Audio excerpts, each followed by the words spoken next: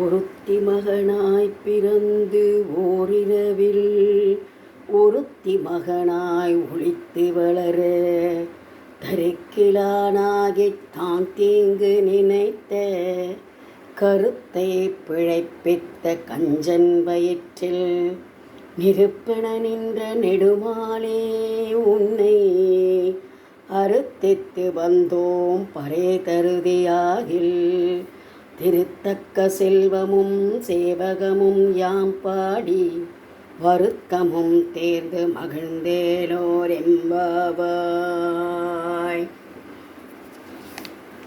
ஆண்டாளின் திருப்பாவைப்படி ஒருத்தி மகனாய், அதாவது வசுதேவர் தேவகியின் மகனாய் சிறையில் கிருஷ்ணபக்ஷ ஆவணி மாதம் அஷ்டமி திதியில் ரோகிணி நட்சத்திரத்தில் பிறந்தார். கிருஷ்ணரின் அறிவுரைப்படி வசுதேவர் குழந்தையை எடுத்து கூடையில் எடுத்துட்டு கோகுலத்தில் இருக்கிற நந்தகோபர் வீட்டுக்கு கொண்டு போகிறார். அங்கே போய் அங்கே விட்டுட்டு அங்கே இருந்த மாயா சக்தியான பெண் குழந்தைய இங்கே எடுத்துட்டு வரார்.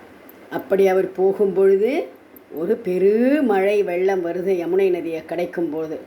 இப்போ ஆதிசேஷ பகவான் என்ன பண்ணுறார், உடனே அழகாக, அவருக்கு எப்போவுமே பகவானுக்கு கொடை பிடிக்கிறது தானே அவருடைய கடமை.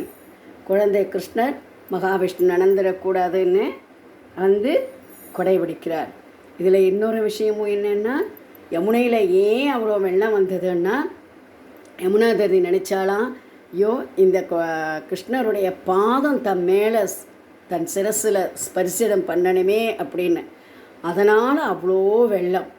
இந்த பாதம், கிருஷ்ணருடைய பாதம் அந்த நதியை தொட்டவுடன் நதி என்ன பண்ணுறா, கிருஷ்ணரை வணங்கிட்டு நல்லா ரெண்டு பக்கமும் பிரிந்து வசுதேவர் போகிறதுக்கு ஒரு நல்ல பாதையை ஏற்படுத்துகிறார்.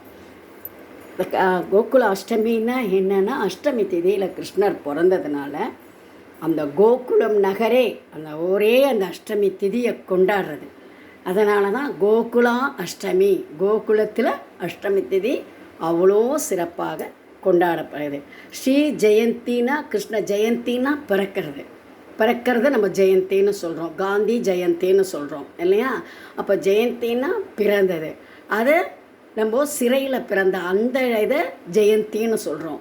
இவர் கொண்டு நந்தகோபர் வீட்டில் விட்ட உடனே அந்த கோகுலம் கொண்டாடுறது என்ன, கோகுலாஷ்டமி, கோகுலாஷ்டமி அப்படின்றது. இதோ கிருஷ்ணர் எப்படி படுத்துன்னு இருக்கார் பாருங்கோ, கூடையில் வசுதேவர் எப்படி எடுத்துன்னு போகிறார், ஆதிசேஷன் கூட பிடிக்கிறார் பார்த்தீங்களா.